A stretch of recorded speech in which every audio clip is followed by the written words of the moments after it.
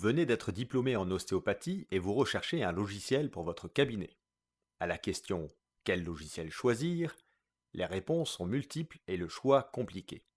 Est-ce donc la bonne question à se poser? En effet, voulez-vous faire comme les autres ou voulez-vous faire différemment? Car faire différemment et mieux de préférence que les autres ostéopathes va vous permettre de clairement vous démarquer en mieux de vos collègues. Donc la question que vous devriez vous poser est: quel logiciel me permet de me différencier en mieux des autres ostéopathes?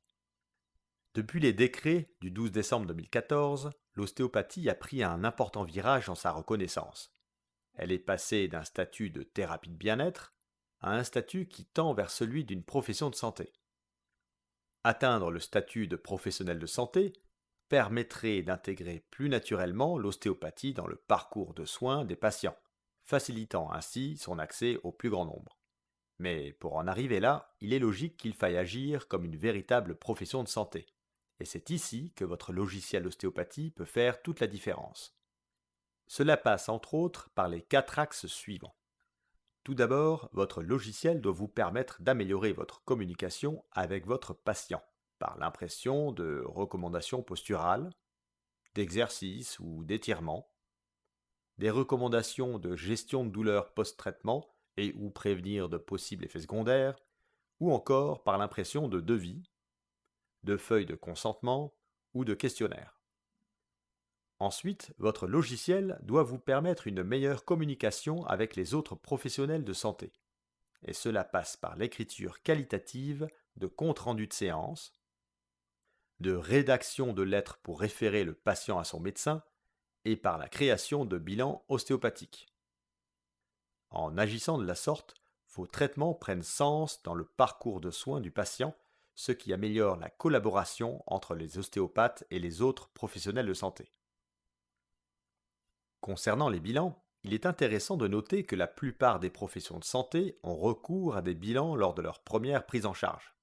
Le cardiologue va faire un bilan cardiaque, l'ophtalmologue va faire un bilan ophtalmique, le podologue un bilan podologique, le dentiste un bilan dentaire, l'otorino un bilan auditif et le kinésithérapeute un bilan kinésithérapeutique.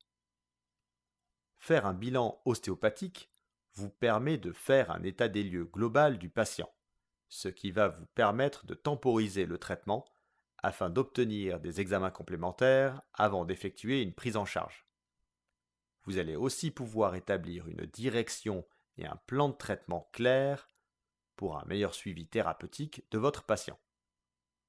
Enfin, tout comme les autres professions de santé, l'ostéopathie se doit de faire de la recherche de qualité, et c'est ce que rappelle en 2016 le ministère de la Santé.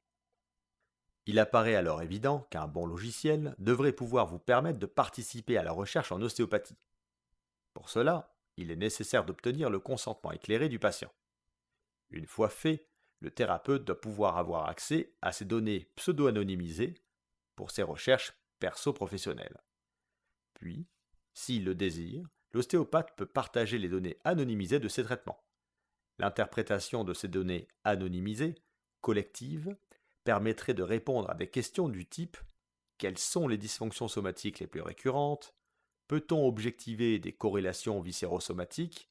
Ou encore, y a-t-il vraiment un lien entre une dysfonction de l'ATM et un problème de cheville? En conclusion, pour revenir à notre question initiale qui était: quel logiciel me permet de me différencier en mieux des autres ostéopathes? C'est en fait le logiciel qui va répondre à ce cahier des charges. La réponse devient alors évidente car il n'en existe qu'un seul.